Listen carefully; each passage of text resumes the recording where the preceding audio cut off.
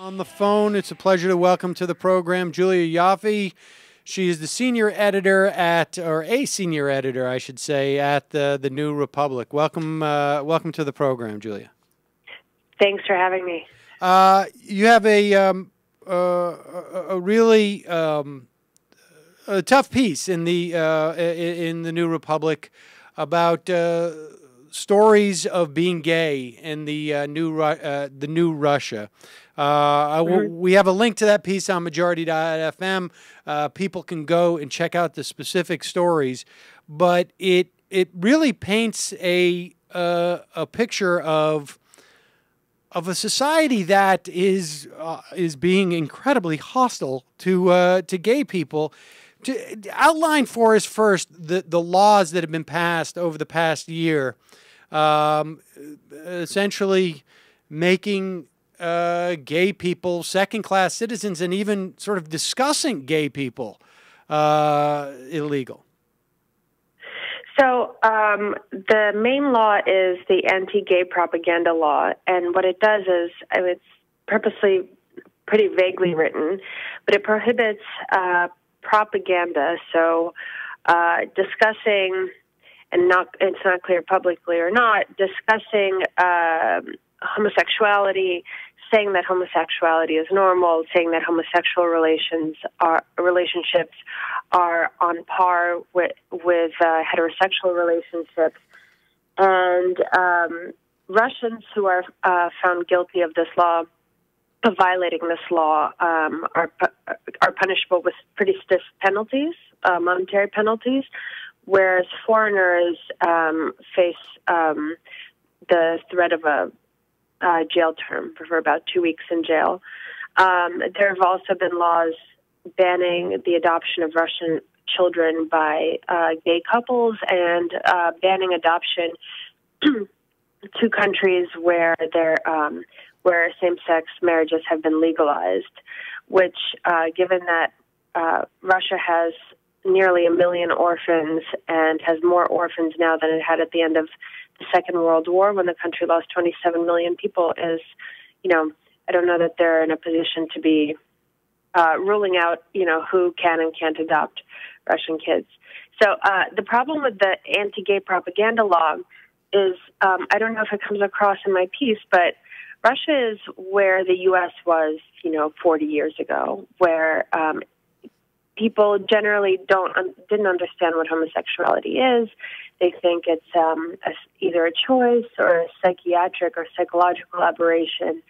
And here in the U.S., not only was this process kind of undone by an active and well-organized gay activist community, but also by people coming out.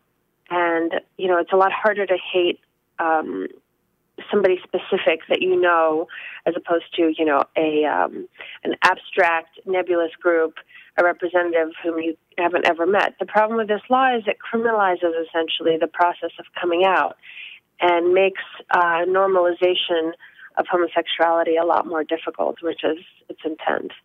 I want to just go back. I mean, I want to pick up on that point, but so according to that law, is it that it will not allow adoption of Russian kids to countries that accept or recognize gay marriage? Does that mean that United States? How does that? The U.S. is a separate issue. The U.S. they banned adoptions by Americans a while ago as retaliation for a law that was passed in Congress that blocked Russian human rights violators from entering the U.S. and freezing their assets. So the way the Russians retaliated was very strange. They went after their own orphans. Weird. I wasn't aware of that. That's a separate issue, yeah. And is it the case that also that my understanding is that gay couples in Russia cannot have custody of children, even if the child is a biological child of one of the parents? Well, this is a law being discussed now in the Russian parliament about taking children from gay households. We don't know if that's going to pass. There's a lot of these strange laws being discussed. The woman who, the parliamentarian who proposed initially and sponsored a lot of this anti-gay legislation, has also been behind some rather ridiculous, very traditionalist proposals, like banning cursing on the internet, banning discussions of oral sex. Like it's this weird grasping for some kind of traditionalist conservative model of a Russia that never really existed, but this like fairy tale Russia of yore. It's a very what I feel like a lot of conservatives all over the world would like to do, but they're usually hemmed in by competitive forces. It's kind of they have a signal from the top from Putin that this is okay, and they're getting innovative. So I get conceptually that Russia is where this country was 40 years ago, but I mean, where were they 10 years ago? In other words, I mean, why are we seeing these laws now as opposed to them having always been on the books? Well, homosexuality was criminalized until 1993. It was criminalized in the Soviet Union, and in 1993 that was repealed. If you look at polls of Russians, they're actually quite interesting. So 10 years ago, people thought about the same thing about homosexuality. Today, about 74% of Russians think that it's an aberration in one way or another. The cause of the result of a bad upbringing, or a psychiatric disease that must be treated. 10 years ago, people thought about the same thing, but the polls showed that people felt that gay people should be left alone, and when Russians were asked, what would they do if somebody they knew, a relative or a friend or a colleague, came out to them, a majority said that they wouldn't react. They would react without emotion, as the questionnaire said. Today, that number has plummeted, and today people say things like they would seek medical help for them, they would try to force them to lead a heterosexual lifestyle, they would, stop socializing with that person. And that's the result of the propaganda around the anti-gay propaganda law. So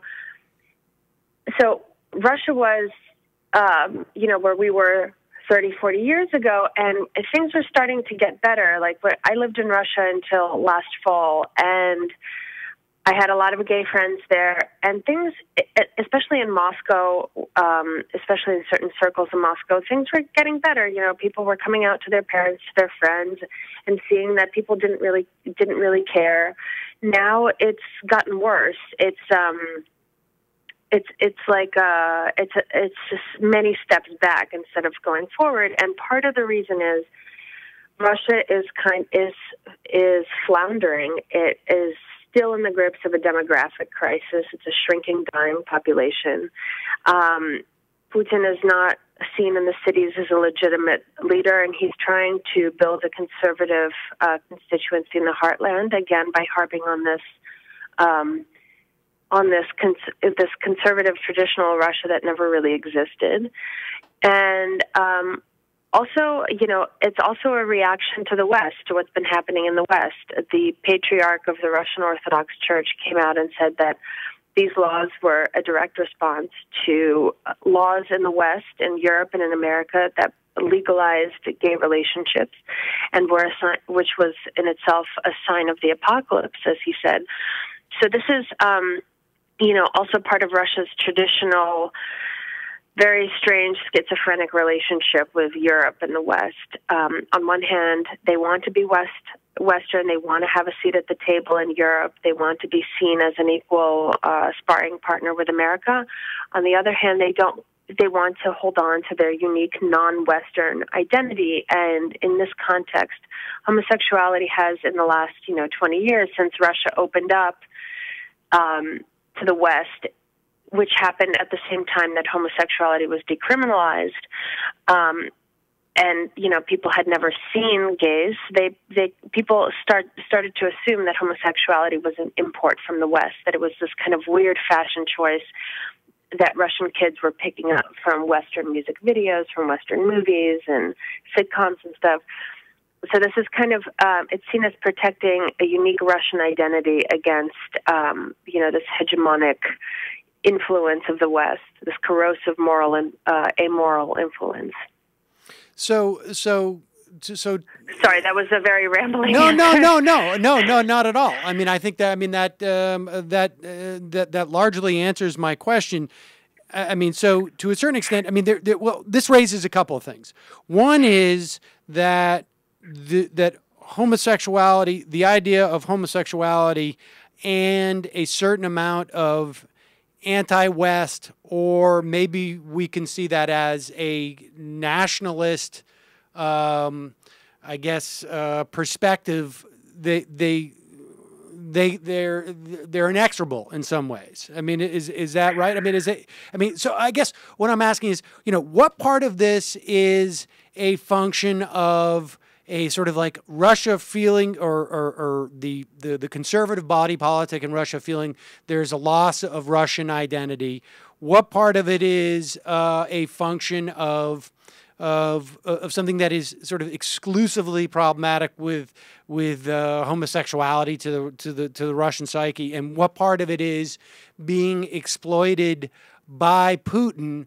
And I think it's I think it's both. I think polls show that Russians don't understand what homosexuality is. Like I said, in one way or another, 74% of Russians think that homosexuality is abnormal.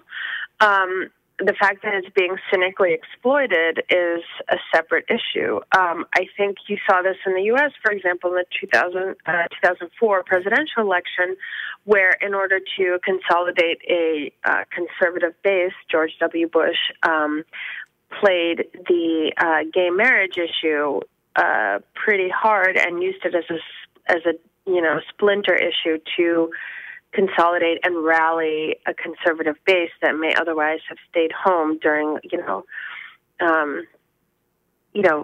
voting for an incumbent. Right. Meanwhile, the country at the time was fighting 2 wars, it had tons of other problems, just like Russia has tons of other problems. Its oil and gas supplies are running out. Its population is shrinking. It is becoming, the corruption in Russia is at such a level that it's becoming necrotic. Like the society isn't really functioning. They have an illegitimate president that has lost the capital city, as well as most of the middle class across the nation. They have tons of other problems, and precisely because of that, instead of dealing with them, it's a lot easier to just cynically whip up some xenophobic sentiment in the heartland. They're doing something similar by rounding up migrants and putting them in these, rancid camps on the outskirts of Moscow. Also, this kind of nationalist xenophobic, rallying tool. So, yeah, it's all, I feel like people do this, leaders do this when they're feeling vulnerable, when they're feeling like they're losing their grip on power. Right. And so what is the, and certainly the idea of sort of the city versus the country is something that seems to play out obviously in this country. And, you see it in even, this is a dynamic that plays out in nation after nation.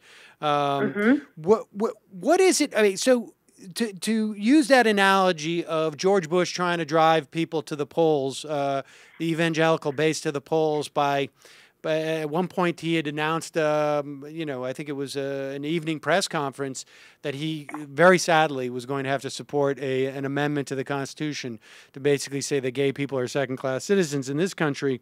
That was a strategy to drive people to the polls. How does, when Putin has to shore up his strength, I mean, what are the mechanics? I mean, I understand that this it consolidates his power in some respect, but mechanically, how does that work?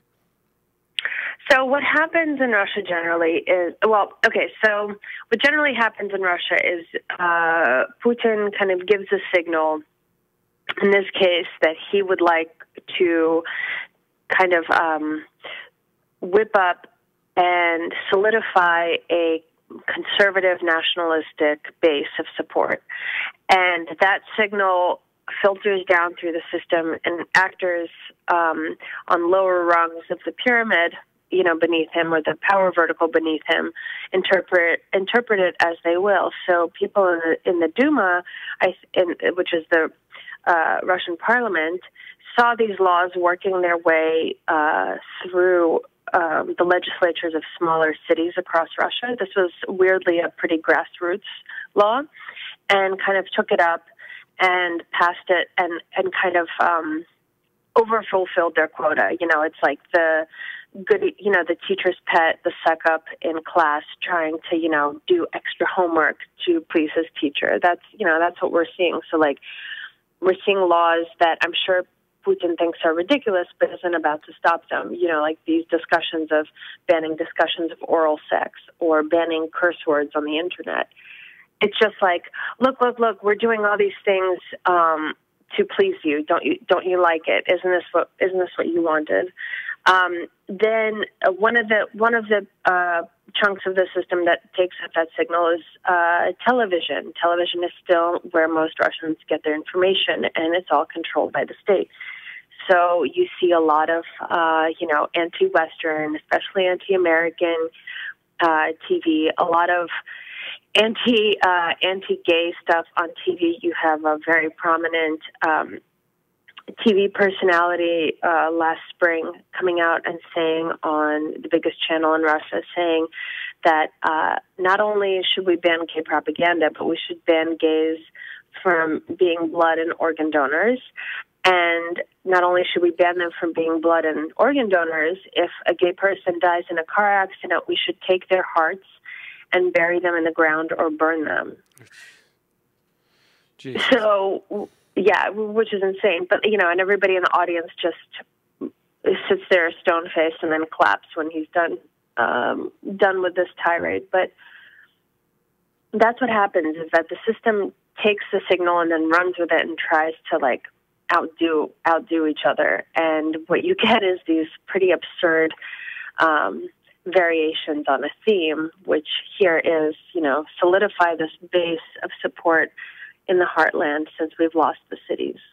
It sounds like almost like a combination of like the Alabama state legislature and Fox News in some respects, in terms of the way that these signals are sent and what the motivations are behind them.